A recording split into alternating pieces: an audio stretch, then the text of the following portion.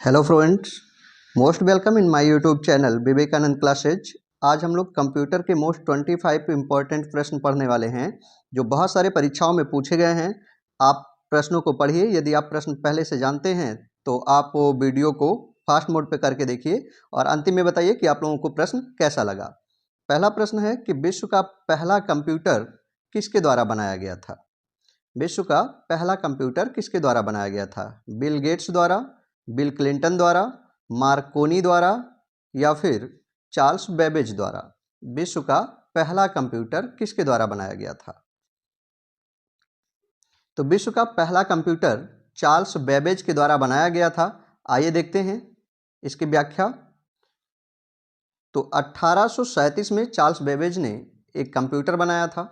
उस कंप्यूटर का नाम था the analytical engine. The analytical engine नाम का कंप्यूटर बनाया था, इसीलिए इन्हें कंप्यूटर का जनक कहा जाता है। फ्रेंड्स, चार्ल्स बेबेज ने 1837 में दुनिया का पहला कंप्यूटर बनाया था। उस कंप्यूटर का नाम क्या था? द एनालिटिकल इंजन नाम था और इसी कारण इन्हें कंप्यूटर का जनक कहा जाता है या कंप्यूटर का पिता कहा जाता है। अब यहीं पर हम यह भी जान लें कि सबसे पहले इलेक्ट्रॉनिक कंप्यूटर किसने बनाया था। इलेक्ट्रॉनिक कंप्यूटर का आविष्कार सबसे पहले किसने किया था? तो इलेक्ट्रॉनिक कंप्यूटर का आविष्कार टमी फ्लावर्स और एम टूरिंग ने किया था। इलेक्ट्रॉनिक कंप्यूटर का आविष्कार टमी फ्लावर्स और एम टूरिंग ने किया था।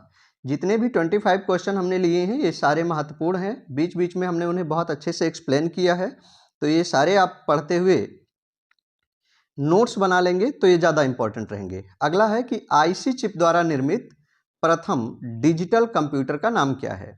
आईसी चिप द्वारा निर्मित प्रथम डिजिटल कंप्यूटर कौन सा है? एप्पल है, बैक्स है, IBM 1620 है या IBM सिस्टम है? तो इसमें सही उत्तर हो जाएगा IBM सिस्टम। इसको 360 भी कहा जाता है।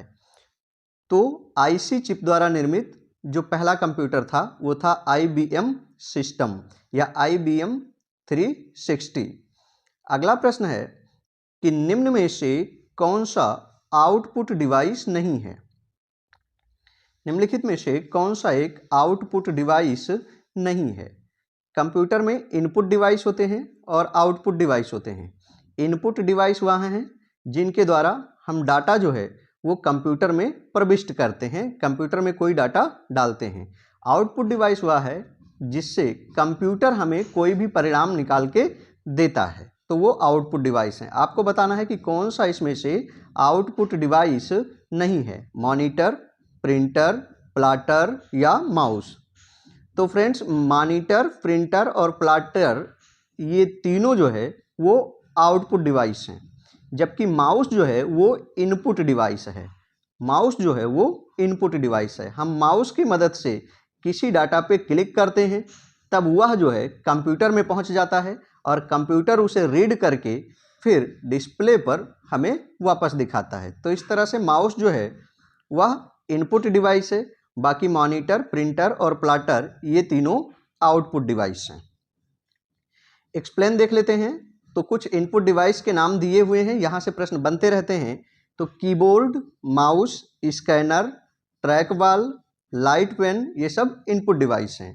Keyboard, mouse, scanner, trackball और लाइट पेन ये सब इनपुट डिवाइस हैं। आउटपुट डिवाइस कौन कौन से हैं? तो आउटपुट डिवाइस में प्रिंटर है, मॉनिटर है, प्लॉटर है और LCD है। ये सब आउटपुट डिवाइस हैं, यानी जिनकी मदद से कोई डाटा कंप्यूटर से बाहर हमें दिखता है, कंप्यूटर पर हमें दिखता है या कंप्यूटर से बाहर हमें प्राप्त होता है, वह आउटपुट डिवाइस कहलाते हैं। प्रिंटर, मॉनिटर, प्लॉटर, LCD ये सब आउटपुट डिवाइस हैं। आगे हम लोग देखते हैं। अगला प्रश्न है कि किस समूह में केवल आउटपुट डिवाइस हैं? आपको बताना है कि कौन सा ऐसा ग्रुप है जिसमें केवल और केवल आउटपुट डिवाइस दिए गए हैं। Scanner, printer, monitor. दूसरा है कीबोर्ड, प्रिंटर, मॉनिटर या माउस, प्रिंटर, मॉनिटर या प्लॉटर, प्रिंटर, मॉनिटर। हमें बताना है कि केवल आउटपुट डिवाइस किस में दिए हुए हैं। तो केवल आउटपुट डिवाइस है plotter, printer, monitor. Plotter, printer और मॉनिटर ये आउटपुट डिवाइस हैं। इसमें माउस इनपुट डिवाइस है, कीबोर्ड के द्वारा इनपुट डिवाइस है। कीबोर्ड इस तरह से बना होता है इस पे विभिन्न अक्षर और अंक लिखे होते हैं, हम उन्हें दबाते हैं तो कंप्यूटर में डाटा जाता है। स्कैनर के द्वारा कोई भी जो है डाटा हम स्कैन करके कंप्यूटर में डालते हैं। तो यहाँ स्कैनर, कीबोर्ड और माउस ये इनपुट हैं। आउटपुट पूछा गया है तो प्लॉटर, प्रिंटर और मॉनिटर ये तीनों आउटपुट डिवाइस हैं। उम्मीद है आपको प्रश्न पसंद आ रहे होंगे। अगला है, आइए एक्सप्लेन देख लेते हैं एक बार। तो कह रहा है keyboard, mouse, joystick, scanner, light pen और डिजिटल कैमरा ये सब इनपुट डिवाइस हैं। Keyboard, mouse, joystick, scanner, light pen, digital camera ये भी क्या है, इनपुट डिवाइस होते हैं। जबकि मॉनिटर है, प्रिंटर है, प्लॉटर है, एयरफोन है, ये सारे आउटपुट डिवाइस होते हैं, आउटपुट उपकरण होते हैं।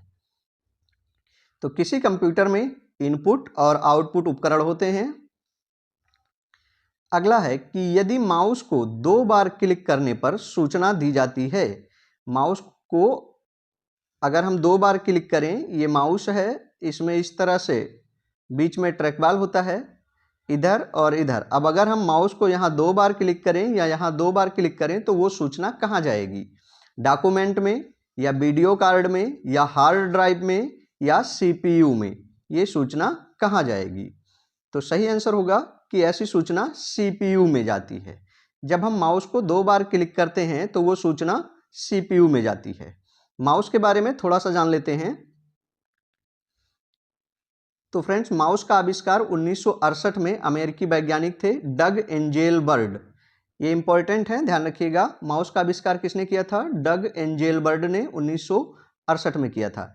माउस को पहली बार फ्रेंड्स लकड़ी का बनाया गया था। किसका बना था? लकड़ी का बनाया गया था। और बात कर चुके हैं कि माउस कैसा डिवाइस है, तो माउस एक इनपुट डिवाइस है। माउस एक इनपुट डिवाइस है। अगला प्रश्न है, कीबोर्ड के केबल को कंप्यूटर के किस पोर्ट पर लगाया जाता है?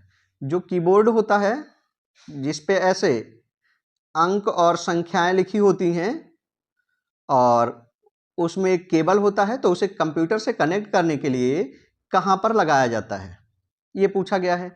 इसी तरह से जो माउस होता है, तो माउस को भी कंप्यूटर से कनेक्ट करने के लिए कंप्यूटर के किस पोर्ट पर लगाया जाता है? तो कीबोर्ड और माउस दोनों के केबल को कंप्यूटर में कहाँ जोड़ा जाता है? ईथरनेट पोर्ट पर, बीजीए पोर्ट पर, या यूएसबी पोर्ट पर, या सीपीयू पर कहाँ जोड़ा जाता है? तो फ्रेंड्स, इसे यूएसबी पर जोड़ा जाता है। कहाँ जोड़ा जाता है? यूएसबी पर जोड़ा जाता है, ध्यान रखिएगा।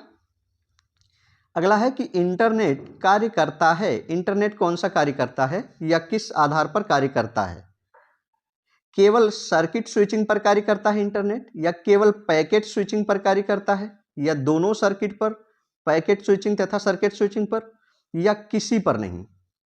इंटरनेट किस पर कार्य करता है? तो इंटरनेट केवल और केवल पैकेट स्विचिंग पर कार्य करता है। सर्किट स्विचिंग पर टेलीकॉम काम करता है या टेलीफोन। याद रखिएगा इसे भी कि टेलीफोन जो होता है फ्रेंड्स वो सर्किट स्विचिंग पर कार्य करता है, जबकि जो इंटरनेट होता है वो पैकेट स्विचिंग पर कार्य करता है। अगला प्रश्न है, भारतीय सुपर कंप्यूटर का जनक किसे कहा जाता है? भारतीय सुपर कंप्यूटर का जनक किसे कहा जाता है? ये अभी 10 प्रश्न जो हमने चुने हैं, फिर इनके विस्तृत व्याख्या हम आगे पढ़ेंगे। उसके बाद 10 प्रश्न फिर हम करेंगे, तो आपका जो ये कंप्यूटर है वो पूरी तरह से क्लियर हो जाएगा। यहाँ से जितने बनने वाले प्रश्न हैं वो सब हमने सेलेक्ट कर लिया है। प्रश्न है कि भारतीय सुपर कंप्यूटर का जनक किसे माना जाता है?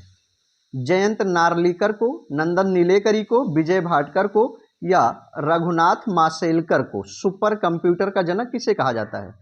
तो फ्रेंड्स, भारतीय सुपर कंप्यूटर का जनक विजय भाटकर को कहा जाता है।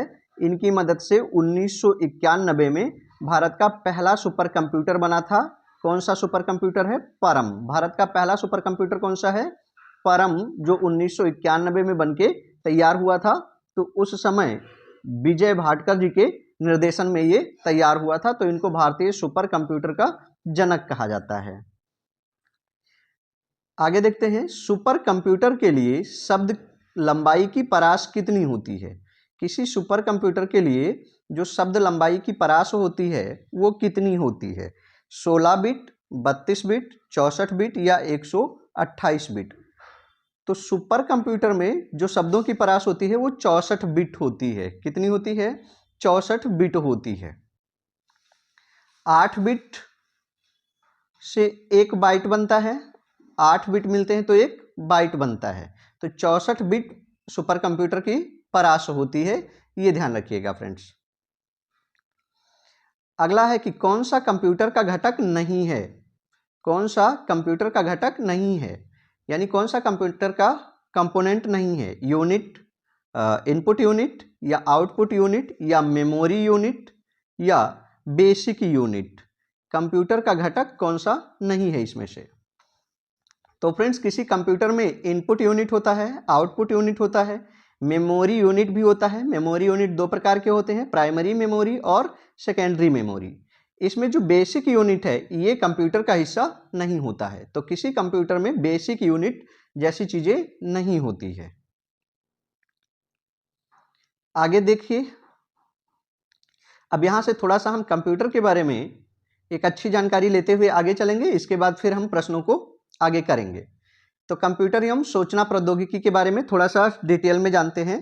कंप्यूटर जो शब्द है वो कंप्यूट से बना हुआ है। कंप्यूटर जो शब्द है वो कंप्यूट शब्द से बना है। कंप्यूट का मतलब होता है गणना करना या आंकड़ों का प्रोसेस करना या विश्लेषण करना। जो बिट है वो कंप्यूटर की स्मृति की सबसे छोटी इकाई है। आता है क्वेश्चन कि कंप्यूटर के स्मृति की या कंप्यूटर के मेमोरी की सबसे छोटी इकाई कौन सी है, तो बिट है। लेकिन अगर पूछ लिया जाए कि मानक इकाई कौन सी है, कंप्यूटर की मानक इकाई क्या है, तो बाइट है। कंप्यूटर की मानक इकाई बाइट है, जबकि सबसे छोटी इकाई बिट है। बाइट के बारे में थोड़ा सा देखिए कि बाइट क्या होता है। तो बाइट यह कंप्यूटर की स्मृति की मानक इकाई है। बाइट जो होता है वो मानक इकाई है और जो बिट होता है वो प्रारंभिक या छोटी इकाई है।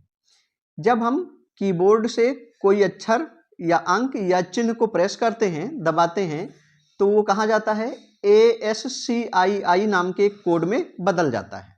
ध्यान रखिएगा यहाँ से कि जब हम कीबोर्ड से या माउस से किसी अक्षर, अंक या चिन्ह को प्रेस करते हैं, दबाते हैं फ्रेंड्स कुछ टाइप करने के लिए, तो वह ASCII कोड में बदल जाता है। ये जो ASCII कोड है ये 8 बिट का होता है। कितने बिट का बना होता है? ASCII कोड 8 बिट का होता है। ये 8 बिट मिलकर के एक बाइट बना लेते हैं।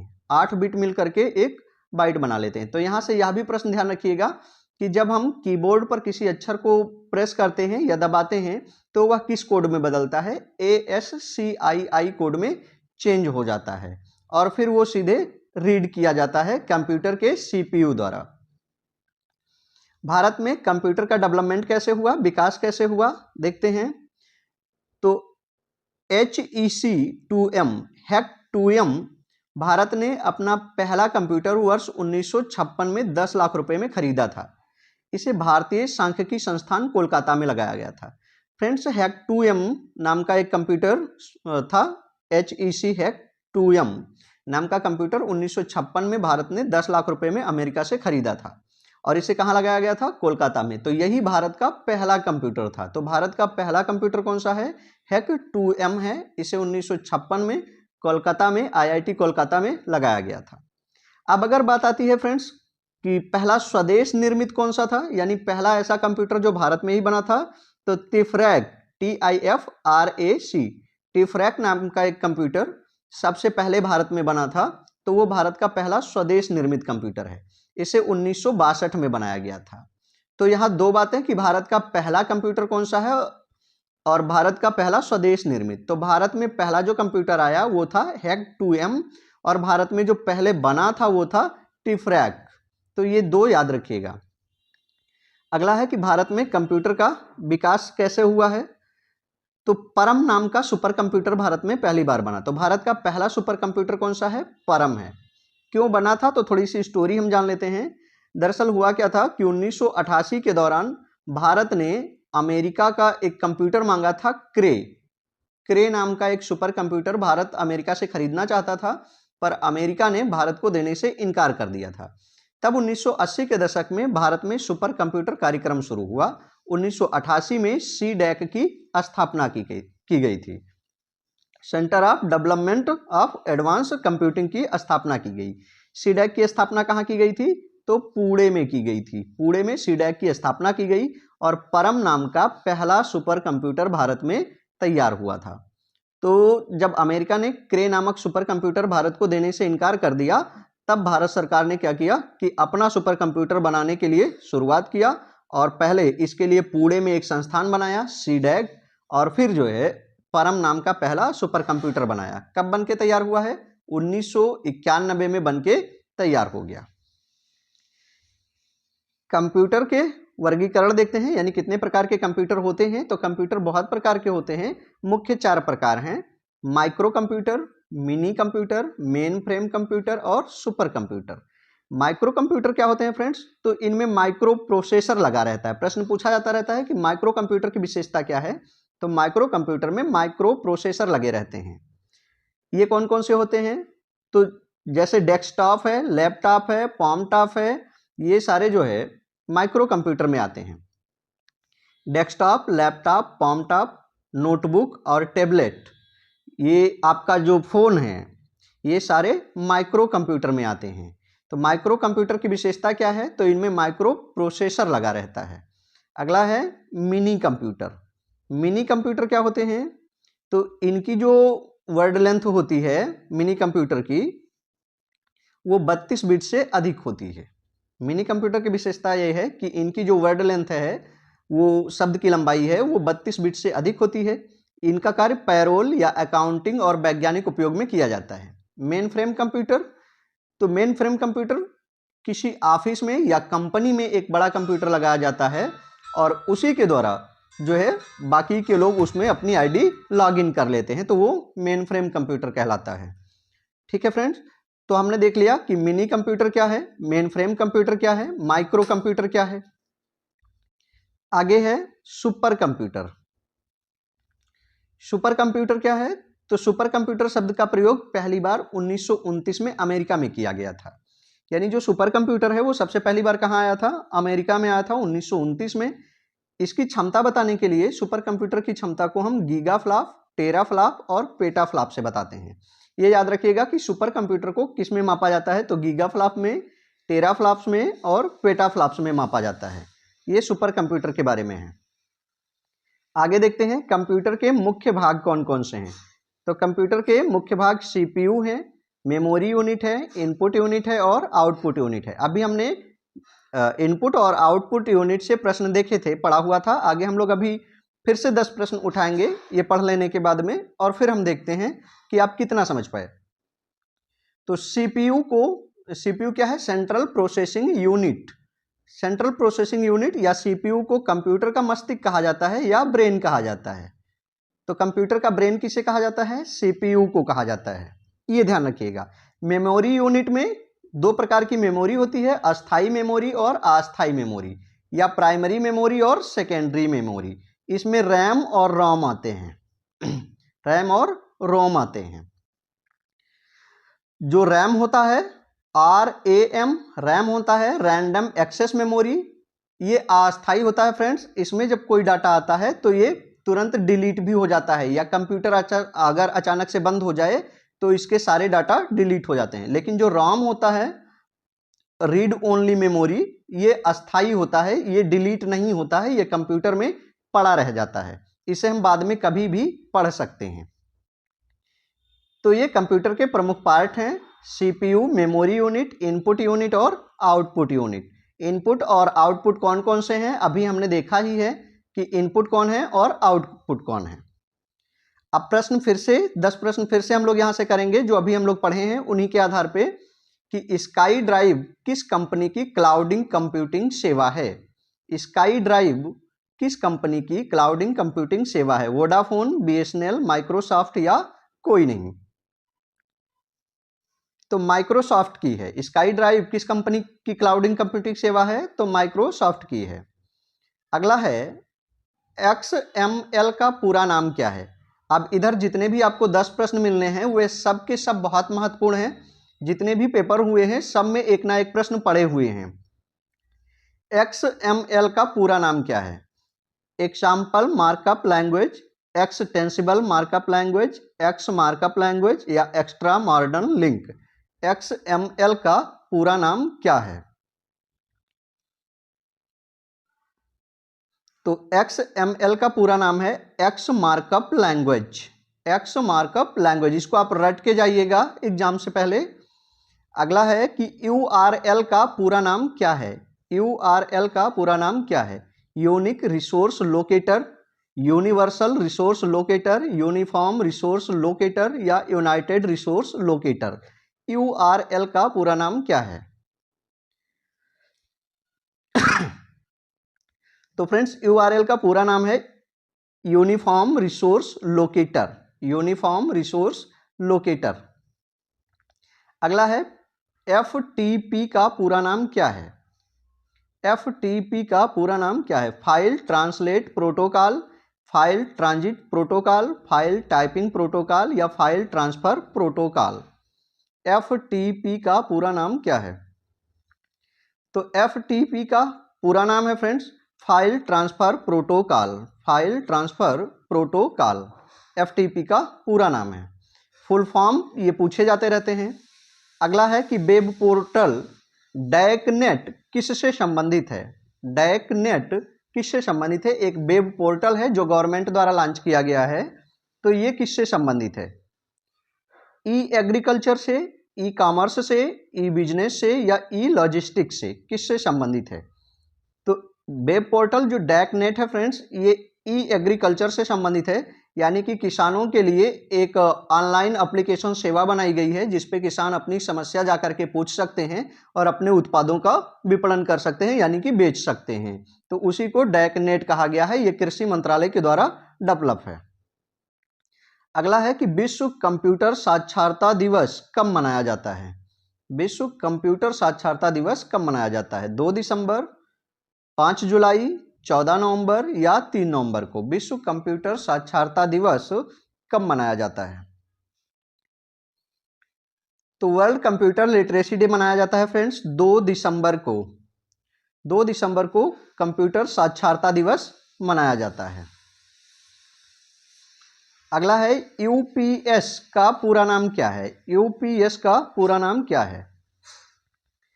अनइंटरप्टेड पावर सप्लाई या यूनिवर्सल पावर सप्लाई या यूनिवर्सल पावर सर्विस या यूनिवर्सल पावर सेविंग। UPS का पूरा नाम क्या है?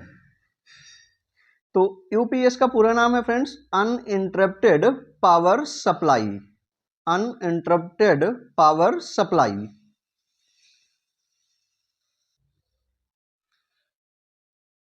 तो UPS का पूरा नाम है uninterrupted power supply.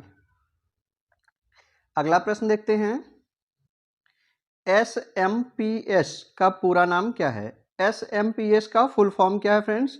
Switched mode power supply, start mode power supply, signal mode power supply या store mode power supply. SMPS का पूरा नाम क्या है? तो SMPS का पूरा नाम है switched mode power supply, switched mode power supply SMPS का पूरा नाम है। अगला प्रश्न है HTTP का पूरा नाम क्या है? महत्वपूर्ण प्रश्न है, इंपॉर्टेंट है फ्रेंड्स। HTTP का पूरा नाम क्या है? हाइपर टेक्स्ट ट्रांसफर प्रोग्राम या हाइपर टेक्स्ट ट्रांसफर प्रोटोकॉल या hyper toll transfer program, hyper toll transfer protocol. HTTP का पूरा नाम क्या है? तो फ्रेंड्स HTTP का पूरा नाम है हाइपर टेक्स्ट ट्रांसफर प्रोटोकॉल, यानी विकल्प B hypertext transfer protocol, विकल्प बी सही होगा। HTTP का पूरा नाम है। ये सारे प्रश्न हमने अलग अलग से उठाए हैं, जो अलग अलग पेपर्स में पूछे गए हैं, उन्हीं को हमने यहाँ पे लिया है और उन्हीं को एक्सप्लेन करने की कोशिश की है। उम्मीद है आपको ये पसंद आ रहा होगा। अगला है HTML का पूरा नाम क्या है? HTML का पूरा नाम क्या है? Hybrid text markup language, hypertext markup language, higher text markup language या उपयुक्त में से कोई नहीं। HTML का पूरा नाम क्या है? तो फ्रेंड्स HTML का पूरा नाम है hypertext markup language, hypertext markup language, ये HTML का पूरा नाम है। अगला है वर्चुअल मेमोरी का आकार किस पर निर्भर करता है। जो वर्चुअल मेमोरी है उसका साइज जो है वो किस पे डिपेंड होता है, एड्रेस लाइंस पर या डेटाबेस पर या डिस्क पेपर पर या सभी पर। वर्चुअल मेमोरी का आकार किस पर निर्भर करता है। तो वर्चुअल मेमोरी का जो आकार होता है वो एड्रेस लाइन पर भी निर्भर करता है, डेटाबेस पर भी निर्भर करता है, डिस्क पेपर पर भी निर्भर करता है, यानी कि ये सभी पर निर्भर करता है। अगला है वीडियो मेल से हम क्या भेज सकते हैं। जब हम वीडियो मेल करते हैं किसी को तो हम क्या भेज सकते हैं, उसमें से ग्राफिक भेज सकते हैं या वीडियो क्लिप भेज सकते हैं या वीडियो मैसेज भेज सकते हैं या ये सारी चीजें भेज सकते हैं। तो जब हम वीडियो मेल किसी को करते हैं फ्रेंड्स, तो ये सारी चीजें, चाहे कोई ग्राफिक्स हो यानी फोटो वगैरह, चाहे कोई वीडियो क्लिप हो, चाहे कोई वीडियो मैसेज हो, ये सारी चीजें हम वीडियो मेल में भेज सकते हैं। अगला है कंप्यूटर आंकड़ों की त्रुटियां कौन प्रदर्शित करता है। यानी जब कंप्यूटर में कोई गलती हो जाती है उसके आंकड़ों में, जो कंप्यूटर एनालिसिस करके हमको देता है उसमें कोई गलती निकल आती है, तो उसे कौन शो करता है, चिप या बाइट या बिट या बग। तो बग फ्रेंड्स कंप्यूटर की गलती बताता है। बग जो होते हैं वह कंप्यूटर के त्रुटियां बताते हैं, गलतियां बताते हैं कि कंप्यूटर गलत कहां हो गया है इसमें। चिप जो होता है इसमें सेविंग का कार्य होता है। बाइट जो है ये कंप्यूटर की मानक इकाई है। बिट जो है ये कंप्यूटर की सबसे छोटी इकाई है। 8 बिट 1 बाइट के बराबर होता है और 1024 बाइट 1 केबी के बराबर होता है। 1 किलोबाइट होता है। 1024 बाइट बराबर 1 केबी या 1 किलोबाइट होता है। इसी तरह से 1024 केबी बराबर फ्रेंड्स 1 एमबी होता है। 1024 केबी बराबर 1 एमबी होता है। और इसी तरह से 1024 एमबी बराबर 1 जीबी होता है। 1024 एमबी बराबर 1 जीबी होता है। तो इस तरह से कंप्यूटर की जो सबसे छोटी इकाई है वो बिट है, कंप्यूटर की जो सबसे मानक इकाई है वो बाइट है। कंप्यूटर में जो चिप होता है वो मेमोरी के साथ में आंकड़ों को सेव करने का कार्य करता है और कंप्यूटर में जो बग होते हैं वो कंप्यूटर आंकड़ों में त्रुटियों को बताते हैं, यानी कि गलतियां बताते हैं कि गलती कहां है। अगले प्रश्न को हम लोग देखते हैं। प्रश्न है कंप्यूटर में निम्न में कौन सा कार्य नहीं करता। कंप्यूटर जो है वह निम्न में से कौन सा कार्य नहीं करता है। कंप्यूटिंग का, प्रोसेसिंग का, अंडरस्टैंडिंग का या आउटपुटिंग का। कंप्यूटर जो है वो कौन सा कार्य नहीं करता। तो कंप्यूटिंग मतलब होता है जोड़ना, घटाना या गणना करना, तो कंप्यूटर बिल्कुल ये करता है। प्रोसेसिंग करना बिल्कुल करता है। आउटपुटिंग यानी कंप्यूटर हमें रिजल्ट भी देता है, ये भी ठीक है। कंप्यूटर समझने का कार्य नहीं करता, कंप्यूटर स्वयं से नहीं समझ सकता, यानी कंप्यूटर की सेल्फ अंडरस्टैंडिंग नहीं होती, ये हमारे ऊपर डिपेंड होती है। हम कंप्यूटर में जो डाटा इनपुट करते हैं वही हमें आउटपुट में प्राप्त होता है। तो कंप्यूटर जो है वो अंडरस्टैंडिंग का कार्य नहीं करता, कंप्यूटर जो है वो कंप्यूटिंग करता है, प्रोसेसिंग करता है, आउटपुटिंग करता है। अंडरस्टैंडिंग हमारे ऊपर निर्भर होता है। 25 क्वेश्चन है कि कंप्यूटर में जहां एसेसरीज जुड़ती हैं उसे क्या कहा जाता है। कंप्यूटर में जहां पर एसेसरीज जुड़ती हैं उसे क्या कहा जाता है। पोर्ट, रिंग, बस या जिप, क्या कहा जाता है। तो कंप्यूटर में जहां विभिन्न एसेसरीज को जोड़ा जाता है उसे हम पोर्ट कहते हैं। क्या कहते हैं, पोर्ट कहते हैं। अगला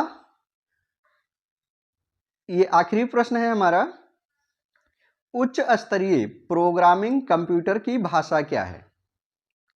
फ्रेंड्स कंप्यूटर की अपनी एक भाषा होती है, अपनी एक लैंग्वेज होती है जिसे हम मशीनी लैंग्वेज कहते हैं या मशीनरी लैंग्वेज कहते हैं। कंप्यूटर की अपनी एक भाषा होती है जिसे हम मशीनरी लैंग्वेज कहते हैं। अलग अलग टाइम पे कंप्यूटर के लिए अलग अलग लैंग्वेज डेवलप किए गए हैं। अब इस विकल्प में आपको बताना है कि कंप्यूटर की जो है वह हाई लेवल प्रोग्रामिंग लैंग्वेज कौन सी है।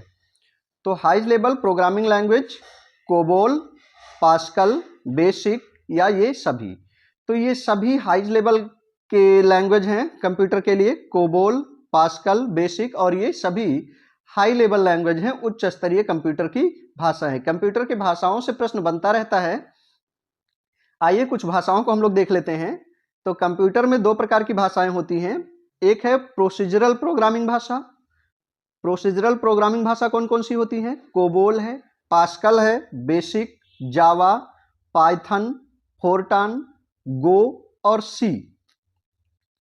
COBOL, Pascal, BASIC, Java, Python, Fortran, गो और सी, ये हाई लेवल लैंग्वेज हैं कंप्यूटर के। कौन से? प्रोसीजरल प्रोग्रामिंग भाषा है। अब कुछ जो लैंग्वेज होते हैं कंप्यूटर के ऑब्जेक्ट ओरिएंटेड होते हैं, यानी कि ऑब्जेक्ट पर आधारित भाषाएं होती हैं। तो ऑब्जेक्ट पर आधारित कंप्यूटर की कौन कौन सी भाषा है?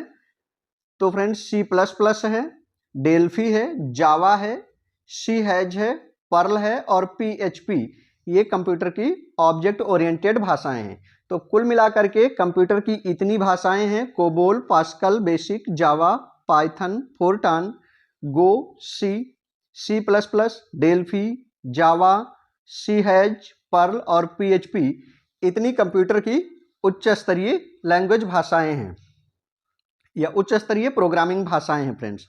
ये 26 प्रश्न और इसके साथ में ये जो व्याख्या है ये आपके लिए बहुत इंपॉर्टेंट रहने वाला है। कंप्यूटर के ऊपर हम एक पार्ट 2 भी बनाएंगे लगभग 25 प्रश्नों का, और इस तरह से आपका जो कंप्यूटर सब्जेक्ट है किसी भी परीक्षा के लिए, छोटी या बड़ी परीक्षा के लिए, कंप्यूटर से जितने भी प्रश्न बन सकते हैं उन सारे प्रीवियस ईयर के प्रश्नों को और साथ में नए प्रश्नों को हम वहाँ पे हल करेंगे। अभी हमने पार्ट 1 कर लिया है फ्रेंड्स, अगले उसमें हम लोग फिर मिलते हैं। तब तक के लिए जय हिंद।